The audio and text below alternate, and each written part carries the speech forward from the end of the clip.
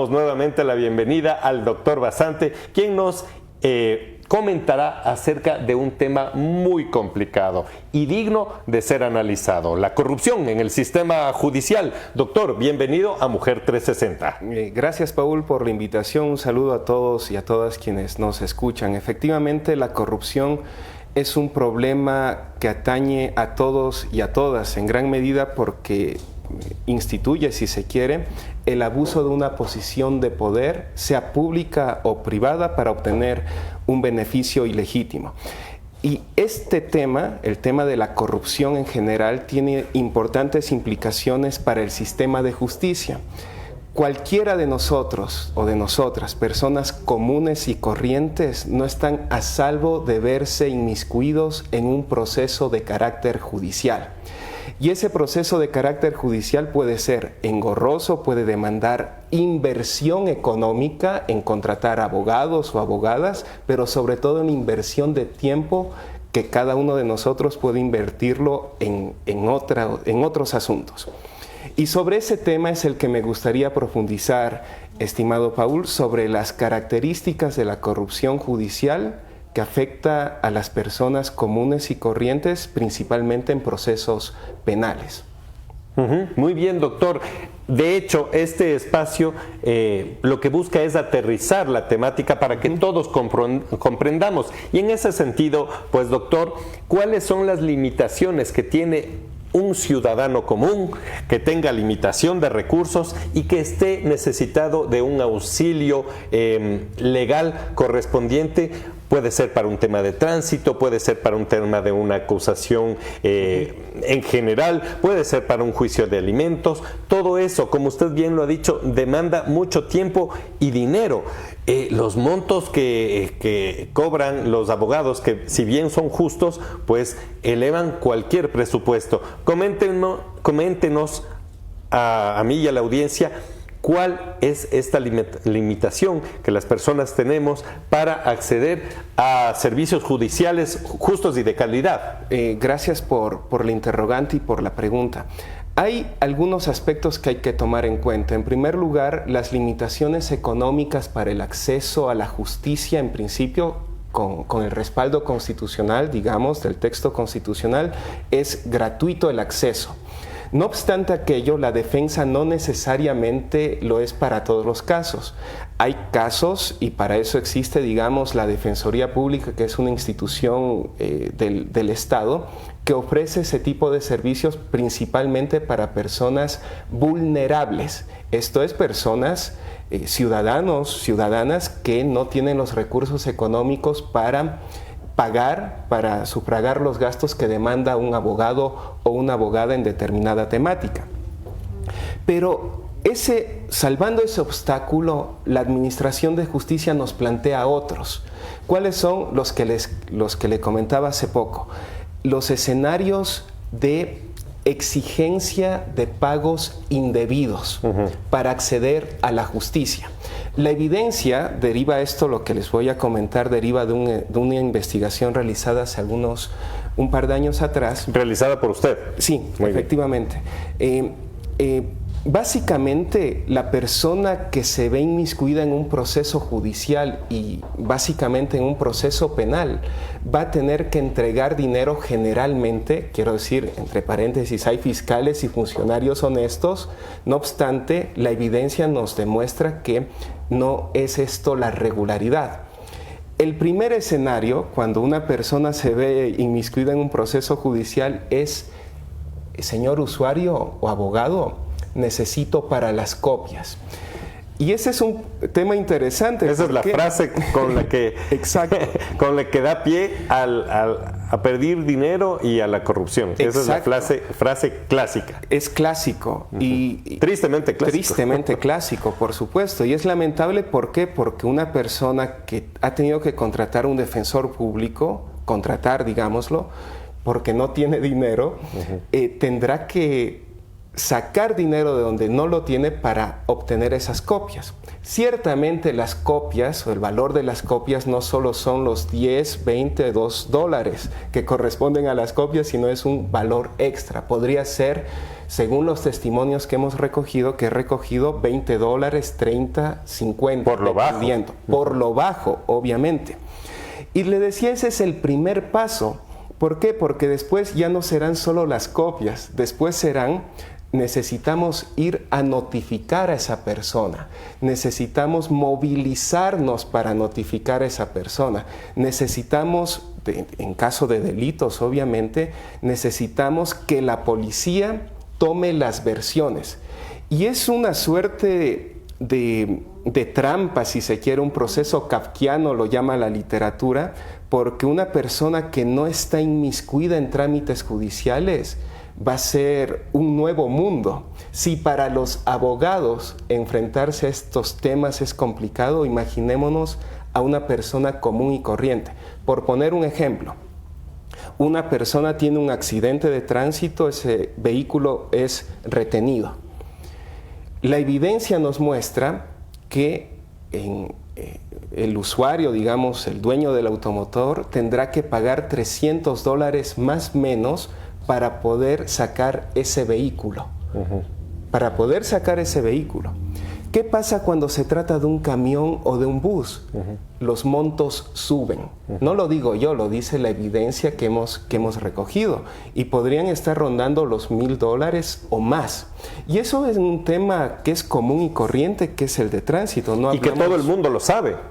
Lamentablemente, todo el mundo lo sabe, todo el mundo lo conoce, lo practica, pero aparentemente se lo camufla sobre un halo, si se quiere, de misterio. Está allí, pero no está allí. Lo conocemos todos y lo podemos observar incluso en la arquitectura judicial, que es un tema también interesante que podría referirme en breve. De acuerdo, doctor, estamos conversando, manteniendo un diálogo con el doctor Vladimir Basante, quien es doctor, docente de la Universidad de Posgrado del Estado IAEN y nos visita en esta ocasión en Mujer 360. Doctor Basante, qué triste lo que nos comenta. Es lamentable analizar que en las décadas pasadas, desde las décadas pasadas hasta el momento, no ha cambiado la historia. Y lo más triste además es que el ciudadano común está cayendo también en un delito al facilitar estos recursos monetarios a una persona que funge de protector de la ley y que también es contraparte de la corrupción, doctor. El sistema le obliga a una persona, le orilla a una persona a caer en estos vicios ilegales. Sí, por supuesto. Lamentablemente, ese escenario que usted señala es típico de extorsión. Básicamente hay dos formas de corrupción, si se quiere. La persona que ofrece un soborno y la persona, autoridad pública o privada, ojo, que extorsiona a ese ciudadano, a esa persona. La corrupción es pública y privada, hay que tenerlo presente. No obstante aquello, es interesante ver, la evidencia nos dice esto, en la ciudad de Guayaquil, donde hemos recogido los datos, se cambió la arquitectura judicial. ¿Qué quiere decir esto? Palabras más, palabras menos. El ciudadano común y corriente ya no tenía contacto directo con los operadores de justicia. ¿Por qué? Porque eso daba chance, digámoslo, a la corrupción, a ofrecer sobornos o a que lo extorsionen al usuario. Lamentablemente, esa reforma no llegó a la fiscalía, porque en la fiscalía, en la ciudad de Guayaquil al menos, puede esto extenderse al país en general. Las personas, los usuarios y los abogados tienen contacto directo con los fiscales, con los secretarios, y en esa arquitectura nosotros podemos ver a ayudantes, entre comillas, que no son personas que son servidores judiciales, sino que son personas que están allí por otro tipo de características. Facilitan los trámites, y eso es bastante problemático. No obstante, no solo es la extorsión o el soborno per se, hay algo más. Un testimonio fue bastante interesante. ¿Por qué? Porque un abogado decía, estuvo mal la reforma judicial. ¿Por qué? Porque antes, decía él, yo iba al juzgado y le daba $20 al secretario o al juez y salía mi trámite rápido.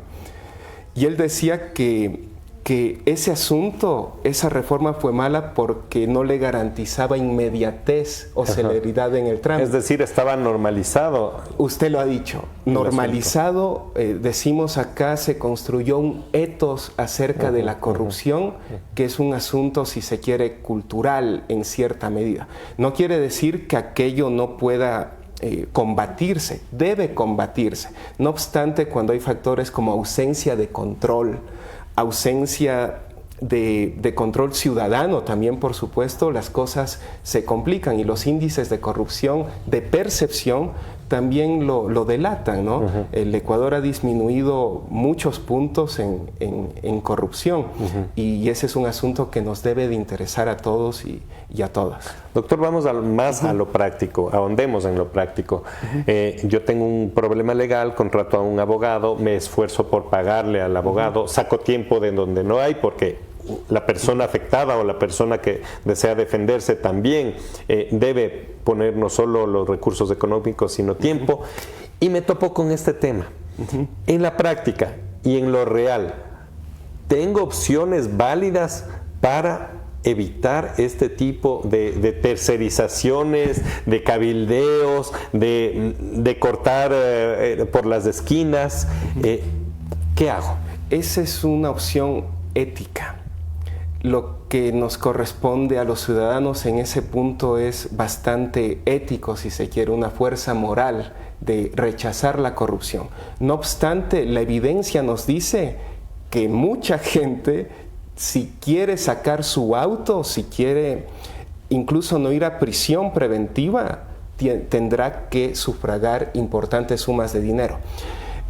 Señalábamos que ese era el primer paso, el de las copias, el de los taxis, el de las citaciones. Un abogado en un testimonio decía, lo que pasa es que a medida que avanza el proceso ya no es para las copias, ahora es para el viaje a Miami de los funcionarios que tienen ese poder de decisión, o es para cambiar el auto que tienen dichos funcionarios. Ciertamente el combate a la corrupción se relaciona también con estudios de trazabilidad de ese origen de los dineros, de los cambios monetarios que pueden tener en las cuentas los operadores de justicia. Resumiendo y contestando nuevamente a su pregunta, Paul, es siempre una opción democrática y ética resistirse.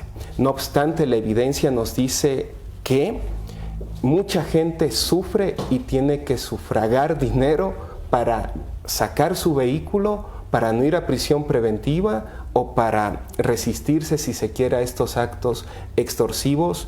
Principalmente la evidencia nos dice de la fiscalía, de los juzgados, pero no quiere decir que no ocurra en otros ámbitos de la justicia e incluso en el campo privado. Es decir, las opciones para evitar estas malas prácticas son limitadas. Son limitadas. No obstante, reitero, porque hay que decirlo a la audiencia, a todos quienes nos ven o nos escuchan, no es algo inevitable.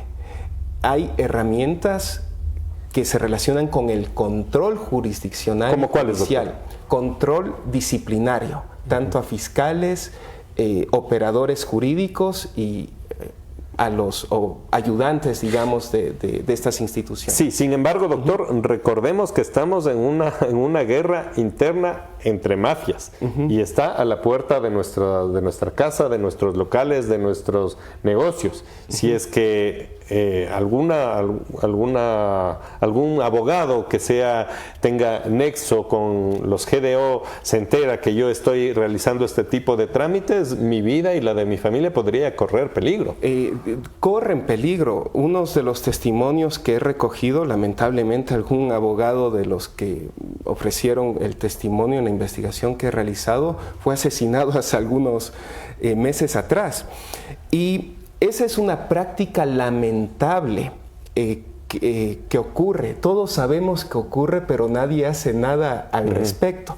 Hay un testimonio de una jueza, por ejemplo, penal. Ella decía, oiga, me están amenazando los grupos de delincuencia organizada. ¿Y sabe cuándo llegó el resguardo policial? Meses después. Si eso ocurre en ciudades principales como Quito o Guayaquil, ¿qué cree puede ocurrir en las ciudades principalmente costeras, donde los GDO conocen dónde viven, dónde residen los operadores jurídicos.